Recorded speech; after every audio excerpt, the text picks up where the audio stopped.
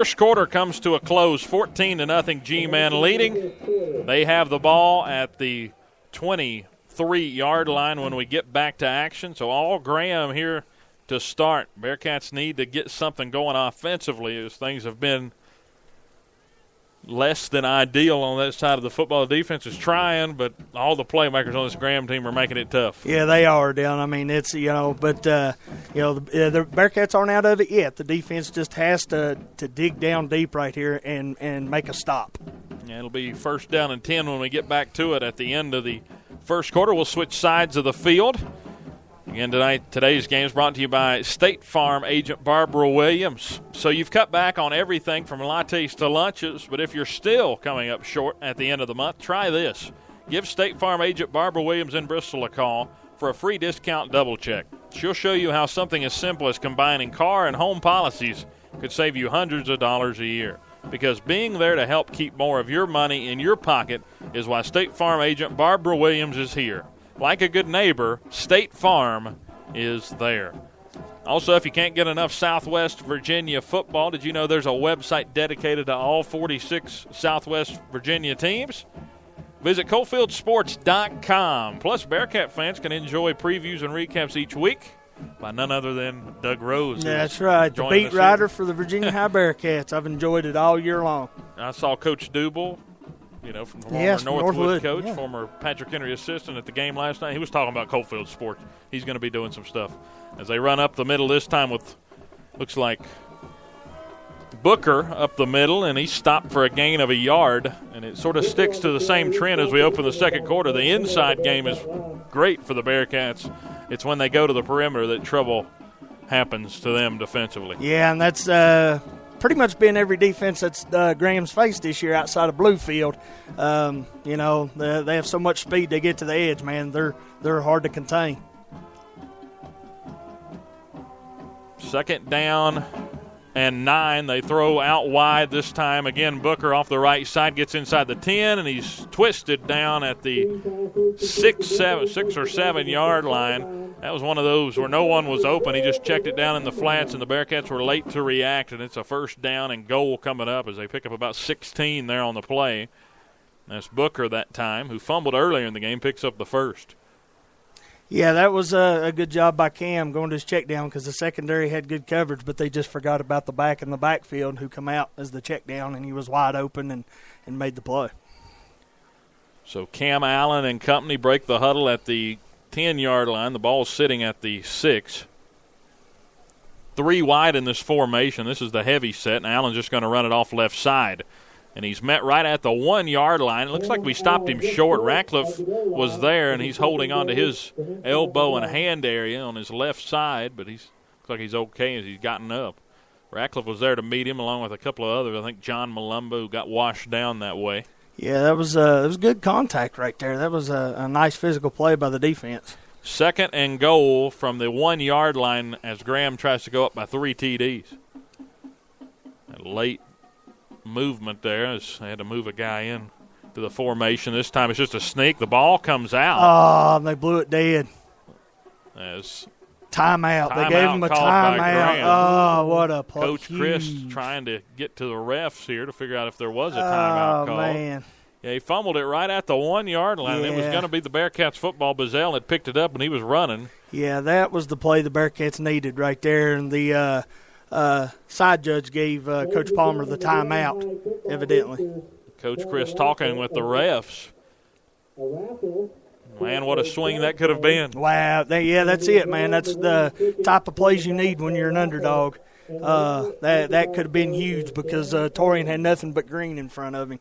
So the timeout for Graham. That's the first called timeout in this ball game. 14-0, they lead it. They have the ball at the 1-yard line, second and goal. The ball was sort of a missed communication there. They weren't really lined up, and the ball was snapped. Virginia High recovered it as the snap was mishandled.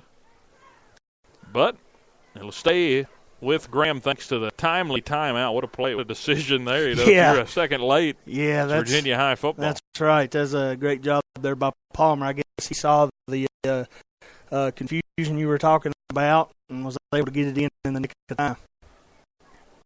Coach Chris still out there.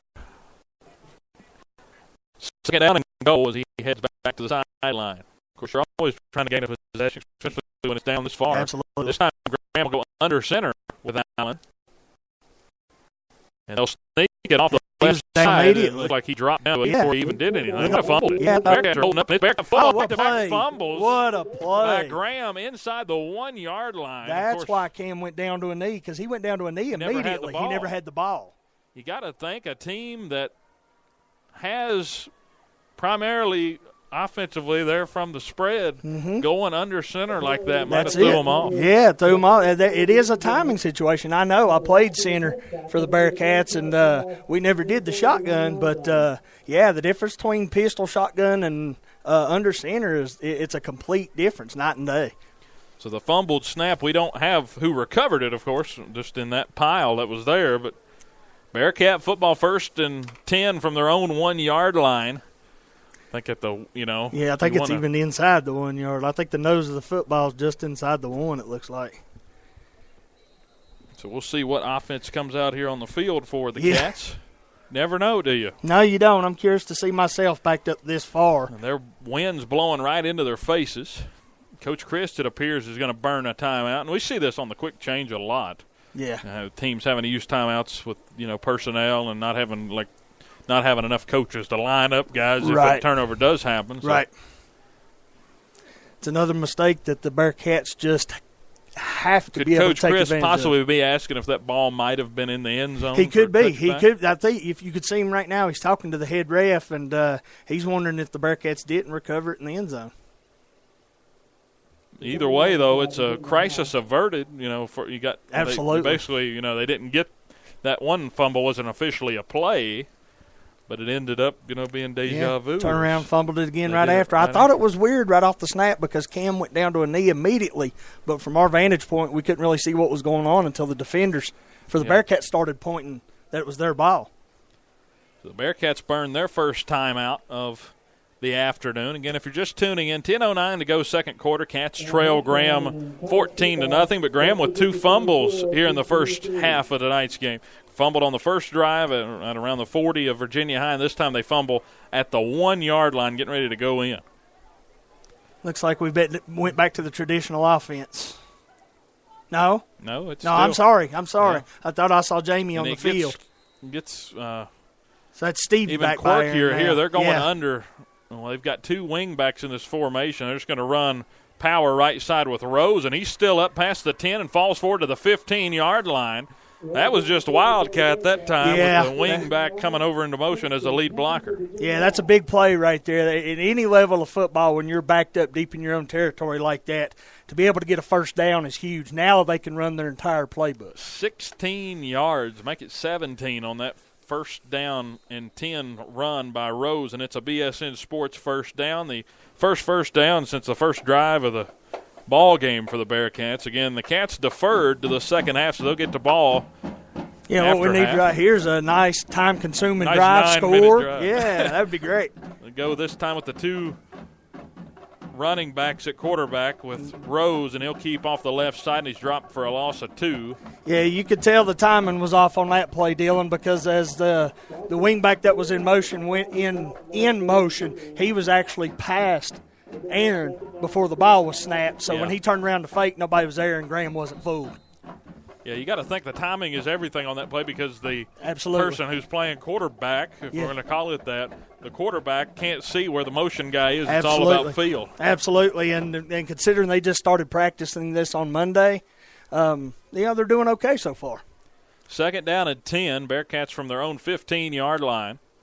Rose takes a snap, hands off right side. This is Stevie Thomas, and he tries to stay up, but he's buried for a loss of a yard. Yeah, to the 14. That's something, get a couple of blocks. It seemed like right there that handoff was a little bit slow. Yeah. If it's cleaner, he maybe gets to the edge, and Stevie loves to get out there to that far side and just sort of keep it between the numbers and the out-of-bounds line. That's where he lives, but he hasn't been able to get out there at full speed yet. And as he proved in the first matchup, he has as much speed as anybody that Graham does. He left them for a 70-yard run in Week 8. 14-0, Graham leading. A big 3rd down and 13 coming here for the Bearcats, and we've not seen the quarterback, Jamie Lathrop, on the field yet. in today's ball game. 3rd down, 13. This time straight up the middle. Breaking a tackle is Rose. Drops down, tries to stay up, but he's dropped for a 1-yard gain. It'll be 4th down and 11, and the Bearcats will be forced to punt. And hopefully you can get this thing off, because last time Graham came within inches of a blocked punt. Yeah, Bearcats are going to have to be a lot quicker right here. I've noticed that over the last couple weeks. It's really taken the Bearcats too much time to get their punts off. They're going to have to be a little quicker here. A block punt could end up in the end zone. Cam Allen back to return. The snap is sort of a loopy one, a slow one. As Ratcliffe gets the punt off, it takes a Virginia high bounce to the 40, inside the 40 to the 39-yard line. Nice punt that time. Graham will have to start back on their own side of the 50. And it beats the opposite of what could have happened down there at the 1-yard line. Yeah, really, we kind of flipped the field after that. The defense just needs to keep grinding. It's still a game right here. Preferably, you'd like to keep them behind the chains here so they can start out with better field position the next time. But the Bearcat defense just has to keep grinding right here. But so far, it's a story just like last week, Dylan. The Bearcat defense held true, forced a bunch of turnovers, but the offense just couldn't get going. And we're seeing flashes with this new offense. But where we are in the season, and in this game in particular, we got to start seeing more than flashes. 1st down and 10 for Cam Allen and the G-men. As they're back out on the field, their 5th possession of the ball game. They motion out and fake the screen, and we have a whistle. There's a flag on the field, so I would say motion penalty since they stopped I don't think Lester ever came set. Yeah. Yeah, motion. 5-yard penalty. So that sets them back. That's the first penalty we've seen on Graham today. Yeah, the Virginia High opponent hasn't been flagged since we went to Marion. If you remember last week, Richlands didn't have a single penalty called on them, and no penalties on Graham in the first quarter today. So it's been about 6 quarters of play since a Bearcat opponent has been flagged for anything. 1st down and 15 after the 5-yard penalty. That's a welcome sign probably for Coach Chris to see. Coach Chris is right over there, too, right at the line of scrimmage. 4 wide receivers in this set. Trace Booker, the running back, to the right. As clean pocket here for Allen. He's going to take off right up the middle. Missed tackle by Bradley as he overran him. Actually, that was Dingus overrunning him. It's a gain of about 9 on the carry. It'll bring 2nd down and 6. He had a chance of getting him right at the original line of scrimmage for about a 4-yard gain, but he's slippery. Yeah, just pure athleticism, Dylan. You can't go in and expect to hit him hard because he's just going to make you look silly. You got to go in and get planted and try to get a piece of him, at least slow him down. That's it. And as a defense, the defense as a whole has to swarm to him every play. You want to gang tackle a guy like him. Don't give him wide open lanes because he'll make you pay. Yeah, he's a one-on-one nightmare in open space for sure, as I'm sure Jalen Dingus will attest after. Yep. 2nd down and 6. Allen's going to look short on the right side. He gets a 1st down on a little hitch route, and that is Isaiah Justice, the junior, and he gets across the 50, gain of about 20 or about 15 on the play. And it will be a 1st down. 6:07 to go here in the second quarter. 14-0 Graham leading. Yeah, that was just a simple pitch and catch. Our secondary seemed to be given, about 12, 13 yards of cushion there. And that's making the quarterback's job that much easier. 1st down and 10 Graham is Reed. They're going to have to burn a timeout. They had too many coming out on the field. They had Reed coming in. I think they already had 12 on the field. Graham will have to burn their 2nd timeout. 6:07 to go here in the first half. And it's been missed. First half of missed opportunities really for Graham. It's not all theirs for the taking. They've had the ball at the 1-yard line. They've had it at the Virginia High 40 as well. And 2 fumbles so far and have kept Virginia High at least within reach.